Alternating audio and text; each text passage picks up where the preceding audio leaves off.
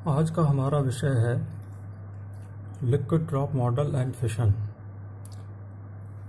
इसके पहले के वीडियो में हमने देखा था कि किस तरह स्पॉन्टेनियस फिशन होता है, और वहाँ हमने यह भी जाना था कि किसी भी नाभिक का जब स्वतः विखंडन होता है तो उस विखंडन को एक पोटेंशियल बैरियर रोकने की कोशिश करता है। तो इस स्पॉन्टेनियस फिशन के प्रोसेस को समझने के लिए हम लिक्विड ड्रॉप मॉडल का यूज़ करते हैं। यहीं पर हम यह भी जानने की कोशिश करेंगे कि किस तरह इंड्यूस न्यूक्लियर फिशन पॉसिबल है, यानी कि बाहर से अगर हम ऊर्जा दें किसी नाभिक को किसी पार्टिकल के द्वारा तो भी उसका विखंडन संभव है। तो ये सारी प्रक्रिया समझने के लिए हम यहाँ पर समझेंगे कि लिक्विड ड्रॉप मॉडल क्या है। लिक्विड ड्रॉप मॉडल में लिक्विड ड्रॉप मॉडल में नाभिक को एक द्रव के बूंद के समान माना गया है। इसका मतलब ये है कि एक द्रव के बूंद में की जो प्रॉपर्टीज़ होती हैं लगभग उसी तरह की प्रॉपर्टीज़ एक नाभिक की होती हैं। तो उसी आधार पर हम लिक्विड ड्रॉप मॉडल के आधार पर हम फिशन को समझने की कोशिश करेंगे।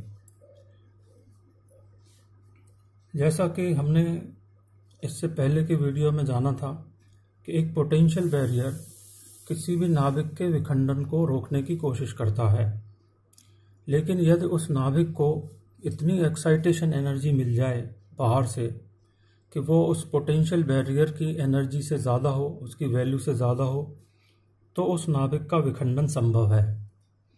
तो यदि किसी भी टारगेट न्यूक्लियस को अगर हम किसी एक न्यूट्रॉन के द्वारा बम्बार्ड करके एनर्जी प्रोवाइड करते हैं तो उस टारगेट न्यूक्लियस को जो एक्साइटेशन एनर्जी मिलेगी, E excitation, that will be equal to kinetic energy of neutron, bombarding neutron, plus added binding energy of incident neutron in the compound nucleus. तो जब भी बम्बार्डिंग न्यूट्रॉन एब्जॉर्ब होगा target nucleus में तो उसमें उस target nucleus को excitation energy मिलेगी। वो एक्साइटेशन एनर्जी जो कंपाउंड न्यूक्लियस बनता है न्यूट्रॉन एब्जॉर्ब होने के बाद, वो एक्साइटेशन एनर्जी उस बम्बार्डिंग न्यूट्रॉन की काइनेटिक एनर्जी व उस न्यूट्रॉन की कंपाउंड न्यूक्लियस में बाइंडिंग एनर्जी के योग के बराबर होती है।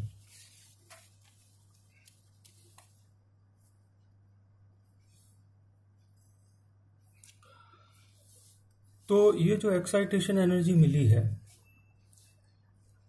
अगर वो थ्रेशोल्ड एनर्जी से ज़्यादा है, थ्रेशोल्ड एनर्जी जिसको हम एक्टिवेशन एनर्जी भी कहते हैं, ये हमने पिछले वीडियो में जाना था कि एक्टिवेशन एनर्जी या थ्रेशोल्ड एनर्जी वो एनर्जी है जो कि किसी भी नाभिक के विखंडन के लिए न्यूनतम आवश्यक ऊर्जा है।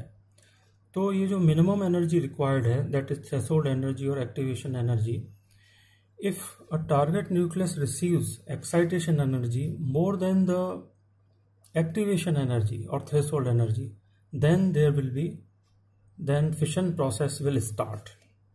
How it will start or how it will proceed, that we can understand from these diagrams.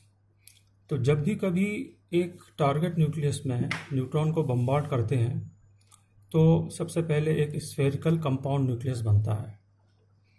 ये स्फेरिकल कंपाउंड न्यूक्लियस को एक्साइटेशन एनर्जी बम्बार्डिंग न्यूट्रॉन देता है, और वो जो एक्साइटेशंस होते हैं, ऑसिलेशंस जो उस कंपाउंड न्यूक्लियस में होते हैं एक्साइटेशन एनर्जी के कारण, उससे टारगेट कंपाउंड न्यूक्लियस का जो शेप है वो डिस्टोर्ट होता है और वो इलिप्सॉइडल शेप में बदल जाता है।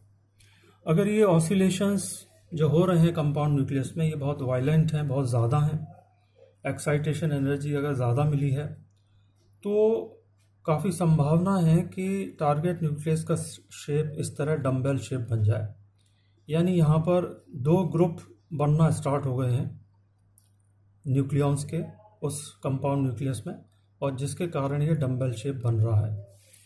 इसके बावजूद अगर ऑसिलेशंस बहुत ज़्यादा हैं तो ये न्यूक्लियॉन्स के जो दो ग्रुप बन रहे हैं ये कंसंट्रेट होना शुरू हो जाते हैं, एक न्यूक्लियस और ये दूसरा न्यूक्लियस। ये एक क्रिटिकल स्टेट है जिसमें अभी ब्रेकअप नहीं हुआ है उन दोनों न्यूक्लियार्ड्स का। अगर एक्साइटेशन एनर्जी इतनी ज़्यादा मिलती है कि वो एक्टिवेशन एनर्जी से ज़्यादा है, यानी थ्रेशोल्ड एनर्जी जो रिक्वायर्ड एनर्जी है, मिनिमम एनर्जी फिशन प्रोसेस के लिए, यदि उससे ज़्यादा है, तो इस तरह ये दो नाभिकों में विखंडन हो जाएगा। कंपाउंड न्यूक्लियस दो न्यूक्लियार्ड में डिवाइड हो जाएंगे, जिसमें एक का charge may be Z1e and दूसरे का चार्ज मे बी Z2e, इस तरह हो जाता है। यदि ये एक्साइटेशन एनर्जी एक्टिवेशन एनर्जी से कम है तो ये जो लास्ट स्टेज है ये नहीं आएगी। उस स्थिति में क्रिटिकल स्टेट से वापस ये पहली स्टेट आ जाती है और जो भी एनर्जी एक्स्ट्रा एनर्जी मिली है वो गामा रेज के फॉर्म में बाहर निकल जाती है और दो भागों में विखंडित होने से पहले ही ये वापस हमको ओरिजिनल टारगेट न्यूक्लियस मिल जाता है। तो कंडीशन, ये जो कंडीशन है फिशन प्रोसेस की, जिसको हमने लिक्विड ड्रॉप मॉडल के आधार पर समझा, उसको हम इस ग्राफ के द्वारा भी समझ सकते हैं। यहाँ पर हम जो दो फिशन फ्रेगमेंट बन रहे हैं उसके बीच की दूरी यहाँ r हम बताना चाह रहे हैं एक्स एक्सिस पर, और वाई एक्सिस पर जो पोटेंशियल एनर्जी है जिसको आप बैरियर एनर्जी भी हम कहते हैं, यहाँ पर शो की गई है MeV में।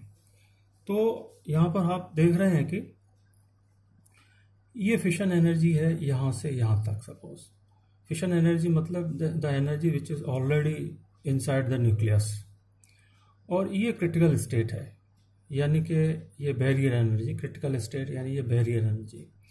तो अगर किसी भी न्यूक्लियस में फिशन एनर्जी या जो उसके पास एनर्जी है वो बैरियर एनर्जी से ज़्यादा है तो उसका स्वतः विखंडन हो जाएगा, स्पॉन्टेनियस फिशन हो जाएगा। और अगर उसकी एनर्जी EF इस बैरियर एनर्जी से कम है, मान लीजिए ये है फिशन एनर्जी की वैल्यू, सपोज किसी केस के लिए this is the energy value EF, तो ये रिक्वायर्ड वैल्यू और चाहिए जिसको हम कहते हैं EA यानी एक्टिवेशन एनर्जी। तो इतनी एनर्जी अगर बम्बार्डिंग न्यूट्रॉन टारगेट न्यूक्लियस को प्रोवाइड कर देता है और फिर उसकी टोटल एनर्जी बैरियर एनर्जी से ज़्यादा हो जाती है, पोटेंशियल बैरियर से ज़्यादा हो जाती है, तो उस नाभिक का विखंडन हो जाएगा। और इसलिए चूंकि ये एनर्जी हम बाहर से प्रोवाइड कर रहे हैं, इसलिए इस प्रोसेस को हम कहते हैं इंड्यूस्ड फिशन या प्रेरित विखंडन।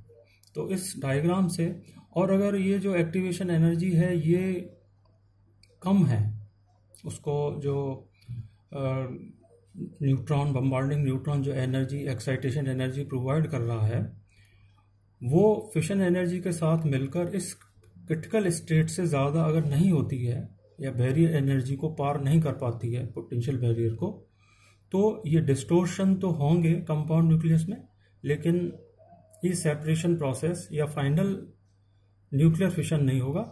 इस स्टेट से वापस ओरिजिनल हमको टारगेट न्यूक्लियस मिल जाएगा। धन्यवाद।